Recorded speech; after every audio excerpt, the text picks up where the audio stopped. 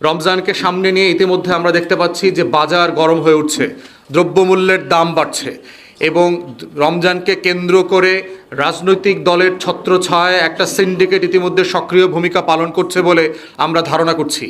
Paper পত্রিকার এই report এবং আপনি গোয়েন্দা তথ্যের উপরে ভিত্তি করে এই সিন্ডিকেট এবং দ্রব্যমূল্য বাড়ানোর চক্রের সাথে যারা জড়িত তারা যদি আপনার ব্যানারেও থেকে থাকে, রাজনৈতিক ব্যানারে, তাদেরকে আপনি দৃষ্টান্তমূলক শাস্তির আওতায় আনবেন। আপনি রাষ্ট্রের পক্ষে থাকবেন, জনগণের পক্ষে থাকবেন, জনগণের ভোগান্তি লাঘবে রমজানের এই সিন্ডিকেট ভেঙে দেওয়ার জন্য যা যা করা প্রয়োজন আপনি করবেন এবং এটা অবিলম্বে করবেন, কারণ সময় খুব কম এখানে। এবং রমজানের এই সিন্ডিকেট ভাঙার জন্য আমরা বোধ করছি আইনশৃঙ্খলা বাহিনীর পাশাপাশি যদি যৌথ বাহিনীকে এই পুরো মাস এবং ঈদ পর্যন্ত রাখা প্রয়োজন হয়, তাহলে সেক্ষেত্রে এটা বিবেচনা করা যেতে পারে যে যৌথ বাহিনীকে ম্যাজিস্ট্রেসি দিয়ে এই দ্রব্যমূল্যের সিন্ডিকেট ভাঙার জন্য সক্রিয়ভাবে কাজে লাগাতে হবে। আমরা বুঝতে পারছি যৌথ বাহিনী অনেক ক্লান্ত, প্রায় 1.5 বছর ধরে তারা মাঠে ল এনফোর্সমেন্টের কাজ করছে, যেটা তাদের দায়িত্ব না। তারা একটা ভালো নির্বাচন করবার জন্য চেষ্টা করেছে, কিন্তু তারপরও দেশের বৃহত্তর স্বার্থে এই বাস্তবতাটা বিবেচনায় আপনারা নিতে পারেন। ভাই, একটা বিষয় বলবেন যে অন্তর্বর্তীকালীন সরকারের যারা উপদেষ্টাগণ ছিলেন এই নতুন নির্বাচন করে তারা আসলে সেভ এক্সিটের ব্যাপার নিয়ে অনেক আলোচনা আসছে এবং তাদের হিসাব নিকাশের ব্যাপারটা নিয়ে কিন্তু কথা হয়েছে, নানা সময় আপনারা আন্দোলন করেছেন, কথা বলেছেন যে যারা উপদেষ্টা রয়েছে তাদের অর্থের যে হিসাবগুলো সেগুলো দেওয়া হবে। একটা হিসাব আমরা দেখেছি বিভিন্ন জায়গায় কিন্তু 6-9 ব্যাপারটা রয়েছে। এটা নিয়ে আসলে সমাধান কি হবে? তারা কি সেভ এক্সিট নিয়ে পালিয়ে যাবে, নাকি তাদের হিসাব দিয়ে আসলে আইনের যদি তারা অপরাধী হয় তাহলে ব্যবস্থা হবে? একটা বিষয় হচ্ছে যে আমরা বারবার দাবি করেছিলাম যে সরকারে যারা দায়িত্ব পালন করবেন, সেটা আমলারা থেকে শুরু করে আপনার এমপি, মন্ত্রী, উপদেষ্টা সবারই দায়িত্ব পালন শুরু করার সময় যেভাবে হিসাব দিতে হবে, শেষ করবার সময় হিসাব দেওয়া উচিত। এবং উপদেষ্টারা অনেকেই সেটা দেন নাই, 2-1 জন দিয়েছেন এবং 2-1 জনের কাজের খতিয়ানও আমরা পেয়েছি, কিন্তু অধিকাংশ উপদেষ্টা সেটা করেন নাই। এবং একই জিনিস হচ্ছে বর্তমান আমলেও যারা দায়িত্ব নিয়েছেন, এই সরকারে এমপি, মন্ত্রী হচ্ছেন, আমলা হচ্ছেন, বড় বড় দায়িত্ব পেয়েছেন, তাদের ব্যাপারেও বর্তমান সরকারকে আহ্বান করব যে আপনারা সরকারের অর্থের হিসাব নেন, ওনাদের ব্যাংকের স্টেটমেন্ট থেকে শুরু করে ওনাদের আয় উপার্জনের খতিয়ান নেন, যেটা পাবলিক করা উচিত। এবং যখন বিদায় নেবেন তখনও একটা জিনিস করা উচিত, একইভাবে করা উচিত। উপদেষ্টাদের ব্যাপারে যেটা হচ্ছে স্পেসিফিক এলিগেশন যাদের ব্যাপারে আছে, সেটা বর্তমান সরকার অবশ্যই ইনভেস্টিগেট করবেন। দুদক আছে, ইতিমধ্যে এর আগে অনেকগুলো অভিযোগ এসছে, অমুক উপদেষ্টা দুর্নীতিবাজ তমুক, কিন্তু এগুলো হচ্ছে পত্রিকার রিপোর্টের উপর ভিত্তি করে কাউকে তো দুর্নীতিবাজ বলার সুযোগ নাই। বাট যেটা হচ্ছে দুদক থেকে শুরু করে আইনশৃঙ্খলা বাহিনী যার যেখানে যতটুকু ইনভেস্টিগেট করবার সুযোগ আছে, স্বচ্ছতার প্রশ্নে, জাতীয় সম্পত্তি রক্ষণাবেক্ষণ করবার প্রশ্নে, লুটপাট বন্ধের প্রশ্নে, সেগুলো অবশ্যই তদারকি করতে হবে এবং স্বচ্ছতার স্বার্থে দুদককে দিয়ে অথবা অন্য কোনো প্রতিষ্ঠানকে দিয়ে জবাবদিহিতার তৈরি করবার জন্য ক্ষেত্র প্রস্তুত করতে হবে। তো ইতিমধ্যে মাননীয় প্রধানমন্ত্রী ঘোষণা দিয়েছেন যে দুর্নীতিবাজকে ডিল করবার জন্য অথবা দুর্নীতি বন্ধ করবার জন্য উনি খুবই টাফ ভূমিকা পালন করবেন। তো সেটা আগের আমলে যারা দুর্নীতি করেছে তাদের ক্ষেত্রে যেমন প্রযোজ্য, ওনার সরকারে যারা দুর্নীতি করবেন তাদের ক্ষেত্রেও প্রযোজ্য। তো আমরা দেখতে চাই বর্তমান সরকার দুর্নীতির ব্যাপারে আসলে সিরিয়াসলি কী কী অ্যাকশন নিচ্ছেন, সেটা যেন সবার কাছে স্বচ্ছতার সাথে দৃশ্যমান হয়। 5 আগস্টের পরে রাজনৈতিক দলগুলোর প্রত্যাশা ছিল সংস্কার এবং নির্বাচন। সংস্কার এবং নির্বাচন অলরেডি হয়ে গেছে মোটামুটি। তো আপনি কয়েকটি রাজনৈতিক দল এবং আপনি নির্বাচনের পরে আপনি একটি বক্তব্য দিয়েছেন যে আরেকটা গণঅভ্যুত্থানের জন্য প্রস্তুত থাকে। নির্বাচন তো হয়েছে অলরেডি, তারপর এরকম কোনো বক্তব্য দেই নেই। এটা এখন কোত্থেকে আসতেছে, বেশ কিছু জায়গায় এরকম একটা পোস্ট আমার নামে আসছে, এরকম কোনো বক্তব্য দেই নেই। আগের কোনো সময়ের বক্তব্য হতে পারে আর কি, না আগের কোনো সময়ের বক্তব্য হতে পারে আর কি। বাট এই অন্তর্বর্তী সরকারের একজন উপদেষ্টা যিনি বিএনপির প্রতিমন্ত্রী দায়িত্ব পেয়েছেন, এই বিষয়টা আসলে আপনারা কিভাবে দেখছেন? তারাই তাকে অপসারণের দাবি জানিয়েছেন। যে দেখেন, দুটো জিনিস, একটা হচ্ছে আইনের ব্যাপার, আরেকটি হচ্ছে নীতি এবং মতাদর্শ বা কি বলবো, প্র্যাকটিস কনভেনশন, এটাকে কনভেনশন বা আমরা বলতে পারি নৈতিকতার ব্যাপার। আইনগতভাবে যদি বাধা না থাকে সেটা তো এরকম হতেই পারে, আর নীতি নৈতিকতার জায়গা থেকে আমরা মনে করি যে এটা বেশিরভাগ মানুষই, আমার কাছে যেটা মনে হয়েছে, যে মানুষ এটা অপছন্দ করেছে। মানুষ এটা পছন্দ করেন নাই যে উপদেষ্টা পরিষদে দায়িত্ব পালনরত একজন ব্যক্তি, যার ব্যাপারে বিএনপি নিজেই অভিযোগ তুলেছে, পদত্যাগ দাবি করেছে। পদত্যাগ দাবি করেছে। এবং অনেকেই আমি দেখেছি টক শোতে যারা বিএনপি পন্থী বুদ্ধিজীবী ছিলেন, তারা অনেকেই ওনাকে বিদেশি নাগরিক বলে নানাভাবে প্রতিপন্ন করার চেষ্টা করেছেন। ব্যক্তিগতভাবে আমরা মনে করি ডক্টর খলিলুর রহমান উনি একজন বেশ যোগ্য মানুষ, উনি দক্ষ কূটনীতিক ছিলেন, আমাদের অন্তর্বর্তীকালীন সরকারে উনি দায়িত্ব পালন করেছেন। এ ব্যাপারে আমাদের মতামত হচ্ছে যে এটা না হলে ভালো হতো। সরকারের ভূমিকা বা ওনার ব্যক্তিগত জায়গা থেকেও এটা একটু প্রশ্ন তৈরি করেছে, কিন্তু আইনগতভাবে যদি কোনো বাধা না থাকে তাহলে আমরা এটার ব্যাপারে কোনো মানে আপত্তি তুলতে চাই না। এটা হচ্ছে আমাদের বক্তব্যের মূল্যায়ন। ভাই আপনারা দেখি এই ব্যাপারে সরকারের পদক্ষেপ কি আমরা দেখতে চাই, কারণ আওয়ামী লীগ তো আইনগতভাবে রাষ্ট্রীয়ভাবে একটা নিষিদ্ধ সংগঠন।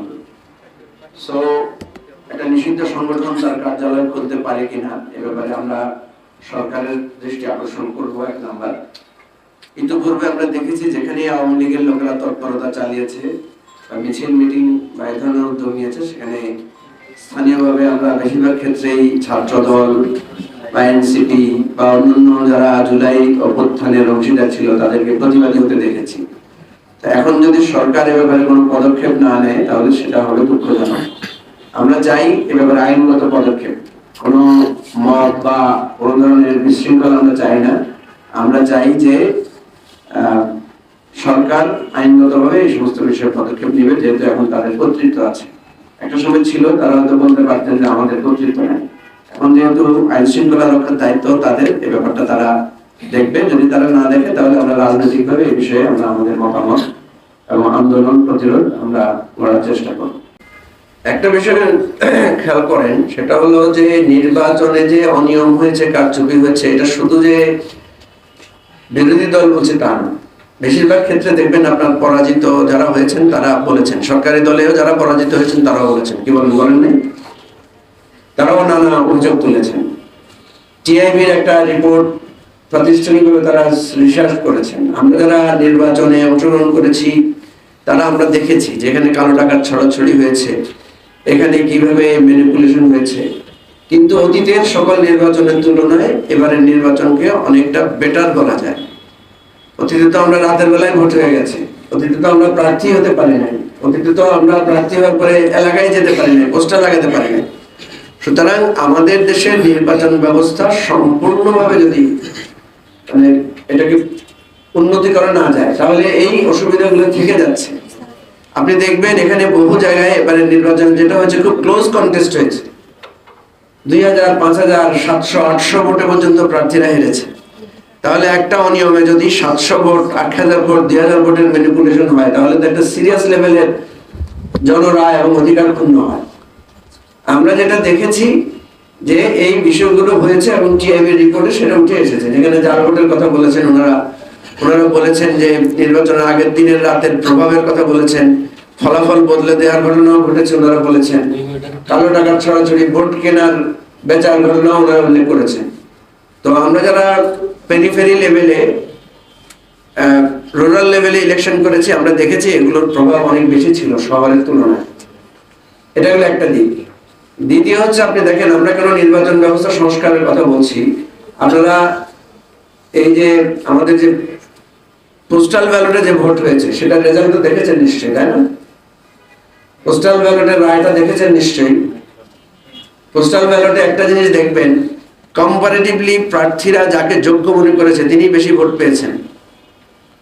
এবং এই ভোট যদি আমাদের রিয়েল ফেয়ার ভোট হিসেবে আমরা ধরি তাহলে দেশের বর্তমান নির্বাচনের ফলাফল কি হবে সেটা বোঝা যাচ্ছে।